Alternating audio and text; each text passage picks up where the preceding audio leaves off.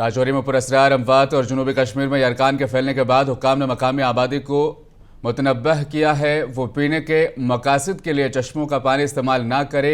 जल शक्ति chief engineer ने मुनसिफ टीवी से गुफ्तगू करते हुए कहा कि गांदरबल में मुतअद्दिद चश्मों का पानी जांच के बाद आलूदा पाया गया है। ताहम उन्होंने मजीद कहा कि जल शक्ति महकमा इन जराए से पानी इस्तेमाल नहीं करता है, इसलिए लोगों को खौफजदा होने की जरूरत नहीं है।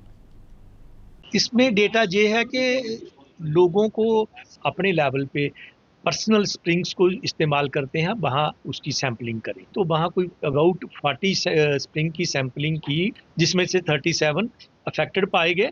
लेकिन आपके माध्यम से ये मैं बता दूं कि वो स्प्रिंग का पानी पीएचई ना ही टैप कभी करता था और ना ही उसको लोगों को हम सप्लाई करते थे।